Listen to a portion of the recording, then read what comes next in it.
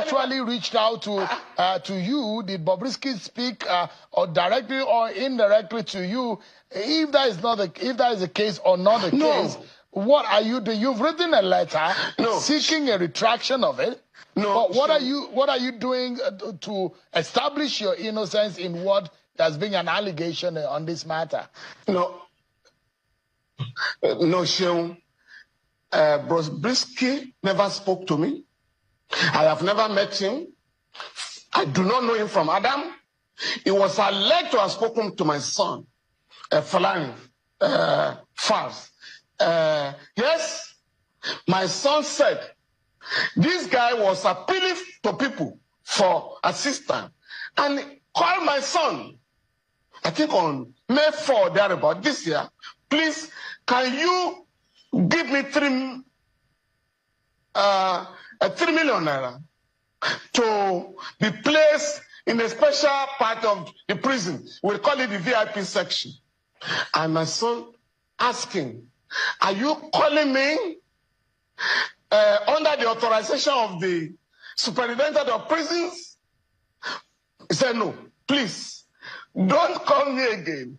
I'm unable to assist you to bribe the prison authorities. And be very careful, since you're already in jail for an offense.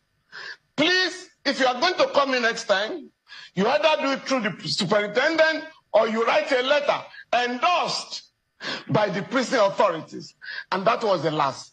Somebody now said he listened to a tape somewhere and went out to lampoon and rather defame me by saying the guy had spoken to me.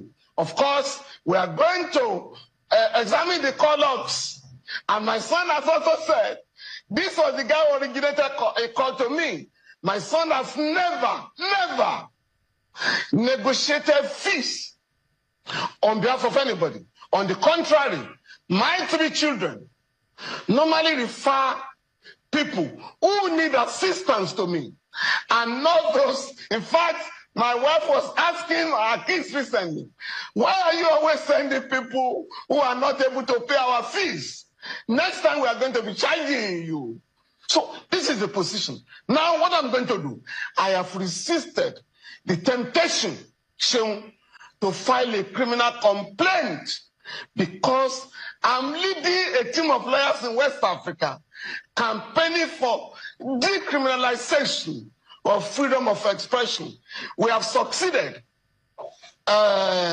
This campaign is being coordinated by the Media Foundation for West Africa, of which I'm a member of the board. We have succeeded in getting Liberia, Ghana, and Sierra Leone to decriminalize freedom of expression. We are still appealing to other countries in the region to ensure that we respect freedom of expression. But that is not a license for defaming people, for blackmailing people. Once, and what we are saying, if you are defamed, in the words of the late Justice Olatawura, in the case of Otawankwa and the state, if you are defamed by anybody, please go out there and sue for libel, where you put your own character in issue. In this case, we are not going to file a criminal complaint. We will not be pushed to do that. I'm currently defending a couple of journalists who are standing trial, either under the Cyber Crimes Act or under criminal libel. But what we are going to do is to embark on civil proceedings with a view to restoring our integrity, my own name and that of my son, so that nobody will simply rush to the social media to defame any Nigerian. We want to make an example. In this case, we have asked for a retraction and an apology rendered to us. And that is not too much.